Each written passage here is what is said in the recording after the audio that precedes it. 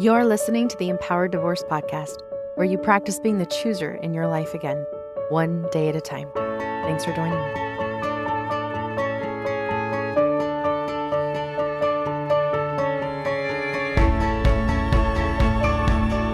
Hello, amazing, beautiful listeners. How are you? Thank you for joining me today. My intention is to do a quicker, shorter episode today, just to really address a common question that I get a lot and can relate to 100%. It is not uncommon for those who are going through a life-saving divorce and those of you who initiated the divorce process to now question, wonder, doubt your decision, even when one part of you knows that it's the right decision. And you might even have people around you, close to you, supporting you, validate that it was the right decision.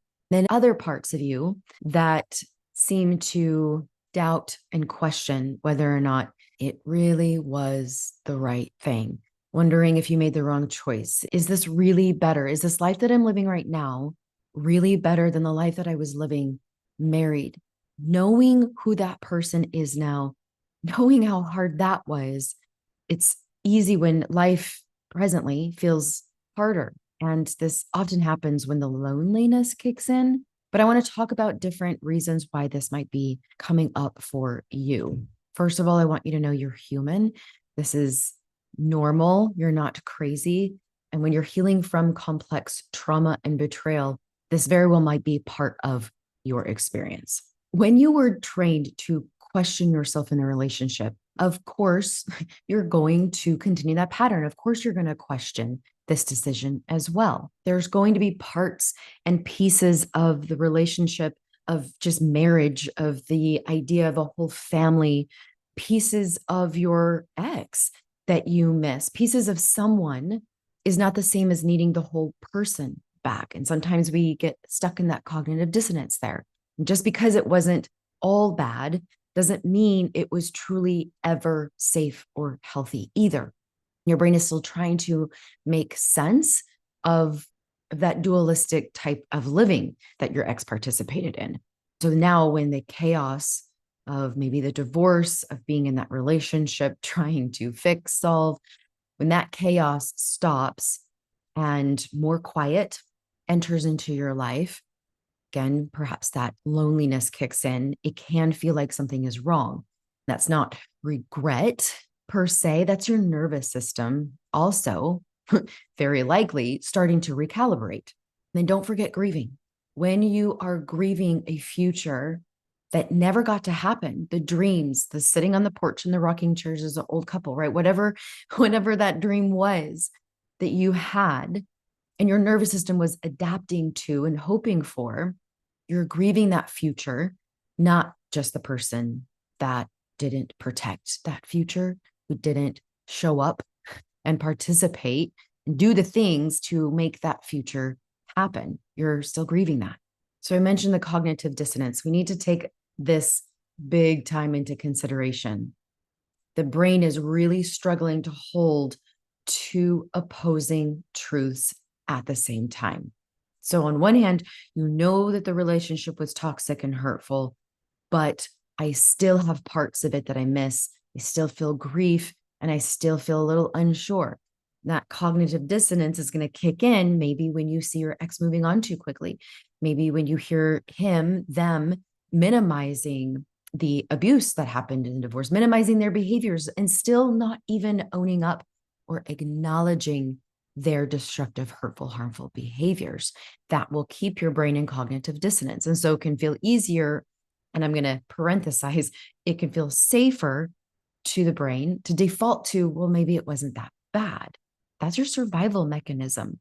And I bet if you were to look back, that survival mechanism kicked in quite a bit when you were living in a false reality that they created for you.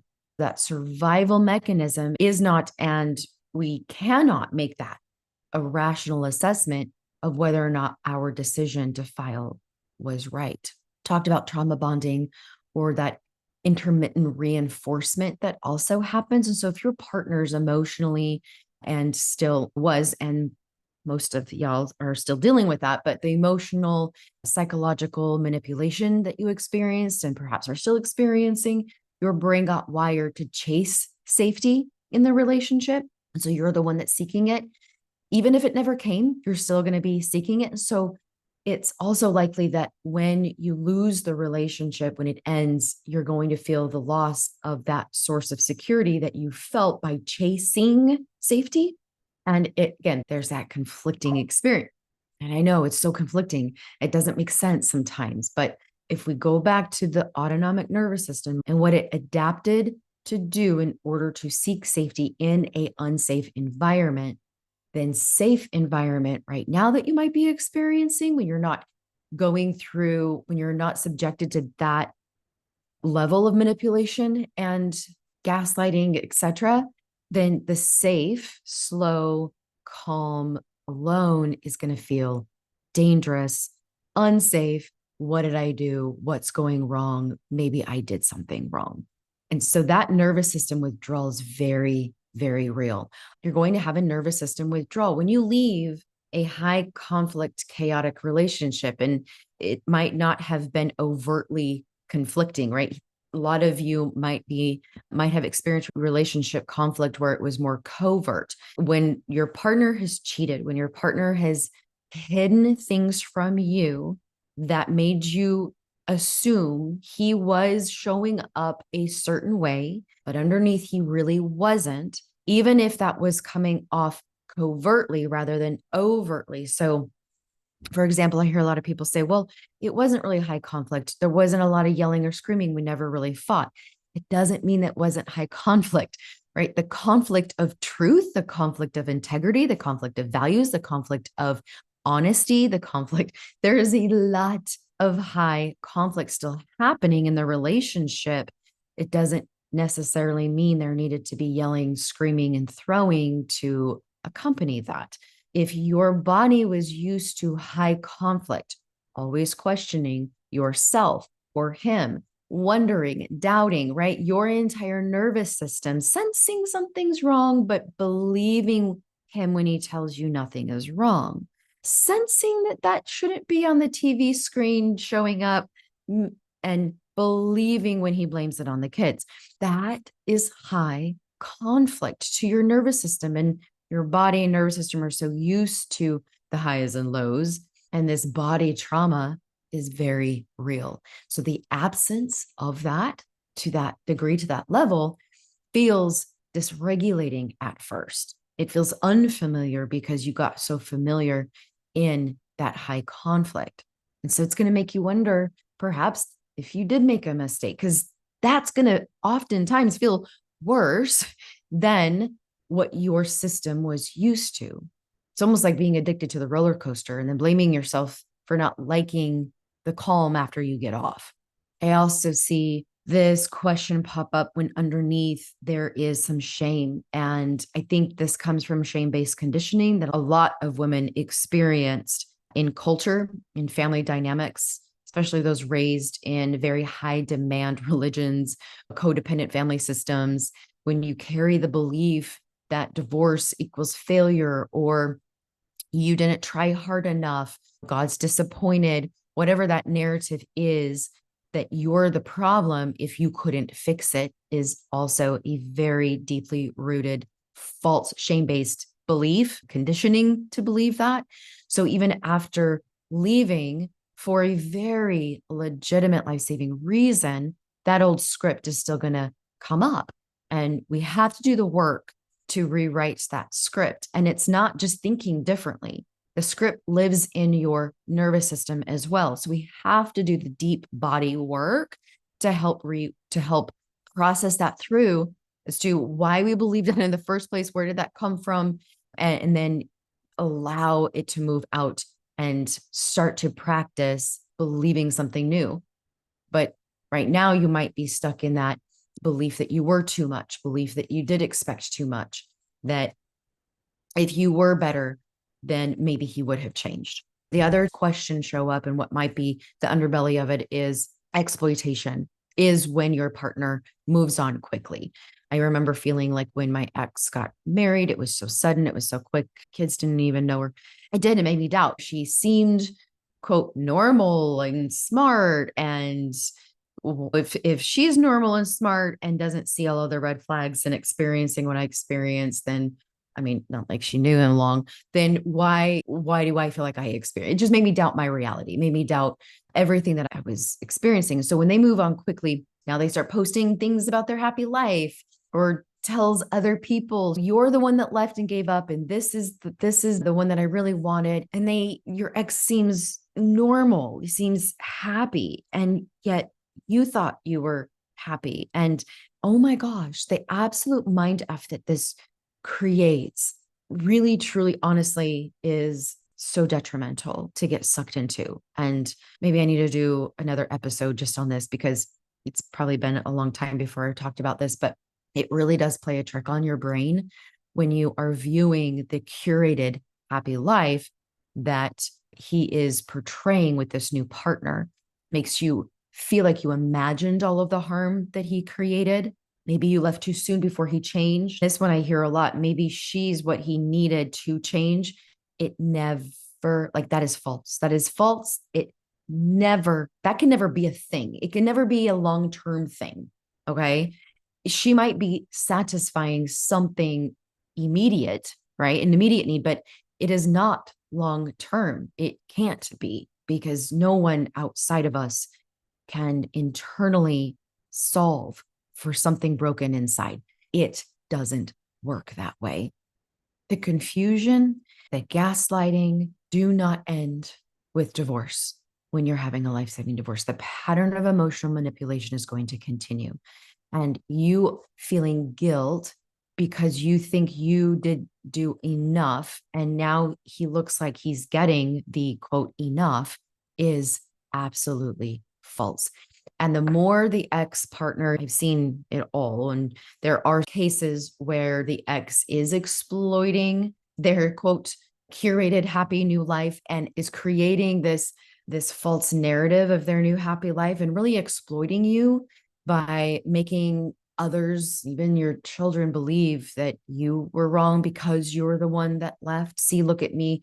My life is great. And see, I have a new person on my arm that also thinks my life is great. That curated experience of happy and everything's hunky-dory over here, that can last several years, depending on how well the ex, this destructive person, can hold up the facade, can wear that mask, and how well they wear it. And how it also depends on the psychological makeup of the person that he is now also choosing. So try really hard not to let the fact that, well, she chose him, oh my gosh, they're married, and oh my gosh, everybody seems to love them, and oh, it's been a year, deter what you know in your own experience of when you were in a relationship with them. Look, I'm not saying that people can't change. Okay, don't hear me wrong. However, how someone changes and what a person will do when they truly change, that right there is what I want you to focus on. For example, I remember saying to myself, I will know, because I was confused. Did he really change or not? I will know if he's changed truly if he can look me in the eyes. He could not ever look me in the eyes. Could never look me in the eyes. And his eyes were shifting. If he ever did gaze into my eyes and I got a glimpse, I saw dark. I knew what I saw in that man's eyes. And I knew what I used to see when we first got married. I knew the difference. And so for me, I had a couple telltale signs of what I trusted in my own sense of knowing this person for almost 20 years. I knew what I would see and I knew what I would feel if there was truly change. I knew there would be acknowledgement, accountability, responsibility, empathy, sorries. I knew what I would experience and see if the person changed. If I didn't, then I would be safe in assuming that the person still isn't safe. And so find your source of truth and knowing in your reality. Because if you keep getting caught up in their exploitation of you, continuing to try and impose their reality of you onto other people, and you get caught up in that, trying to correct that and and all the things, right? That's just going to take you down a dark rabbit hole. And it's going to keep you in that cognitive dissonance.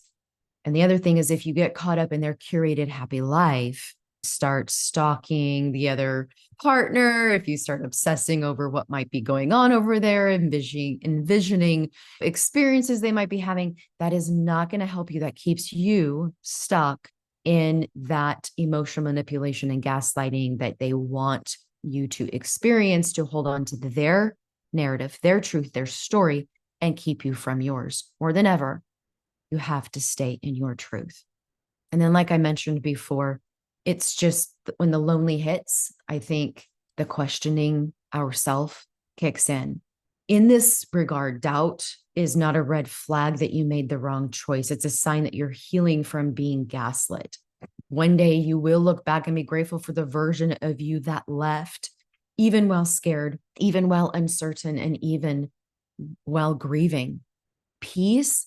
And that's what I think sometimes we get caught up in. Like, if it was the right decision, I would feel peace, right? I've heard that. I don't even know how many times, countless times.